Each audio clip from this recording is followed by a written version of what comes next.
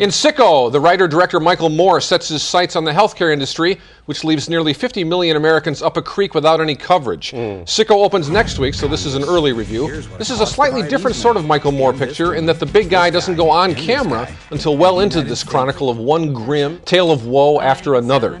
As a physician, I denied a man a necessary operation that would have saved his life and thus caused his death. No person and no group has held me accountable for this, because in fact what I did was I saved a company $500,000 for this. The first half hour or so of Sicko builds its case through anecdotal evidence. In this scene, Moore's camera records the plight of one woman who wrangled with her insurance company over a trip to the hospital. I get a bill from my insurance company telling me that the ambulance ride was not going to be paid for because it wasn't pre-approved.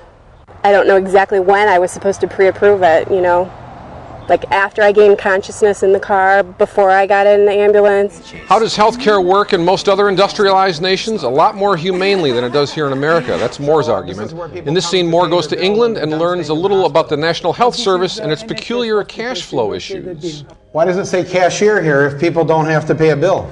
Those who have reduced means get their travel expenses reimbursed. So in British hospitals, instead of money going into the cashier's window, money comes out. As always, Moore proves to be a better provocateur than he is a rock-solid journalist. The film's portraits of the Canadian and British and French healthcare systems are rosy in the extreme, and no one bears down on a close-up of a grieving mother or widow with the ruthlessness of Michael Moore. Yet, Sicko has a great bipartisan issue at its core, and the film works. I actually preferred it to the more incendiary but more chaotic documentaries like Bowling for Columbine or Fahrenheit 9/11. And look, the guy's dead right. If America doesn't reacquaint itself with the notion of the social safety net, we're in for a pretty long century. I say thumbs up. Yeah, Michael, thumbs up for me as well. And, you know, I couldn't agree with you more. We know by now that Michael Moore is a performance artist, that he advocates certain positions, that he's going to, you know, I think he shows at least 7 or 8 different people crying here. He knows how to use all that stuff. But he also hangs Hillary Clinton out to dry and says, you know, she's one of those politicians who took a lot of contributions from these people. So it's, I agree with you. I don't think it's that much of a political film to say, hey, look, our healthcare system is a disaster. And yes, it's also true that in England and in France and in Canada and certainly in Cuba there are huge problems with the healthcare system. That doesn't negate the problems that he spotlights here. That's what this film is about. So I mean, it works very well. That's right. He offers no answers for sure. You know, in other words, he's very good about building the dread, and you know, in a way, he's the one thing I would definitely put the charge on Michael Moore on is that he accuses the right wing in this film of stoking fear and hopelessness as a way to kind of control the populace. And in a way, his own filmmaking techniques kind of deploy a lot of the same stuff, so that the cynicism in all his movies kind of leaves you with that slightly hopeless feeling. Now, the one thing that the big difference here, I think, between this and Fahrenheit 9/11, Fahrenheit had a very simple message: do not reelect this guy. Didn't work, but that was the message. Here,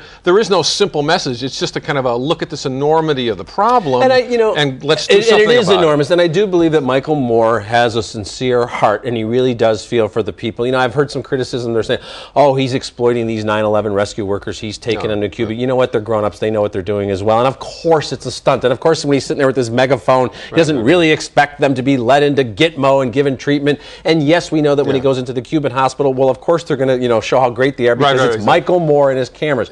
We know that. People watching that are smart enough to figure that out. Yeah, I don't buy the Portrait of Cuba either. But here's the other thing. I think we have a film here that is truly less shrill and less, you know, less intentionally divisive than all his other pictures. And I think he was truly rattled by Bush's re-election and, in a way, the ineffectiveness of Fahrenheit 9/11 to really do anything about the election. And I think he's changing his tactics somewhat here for the better.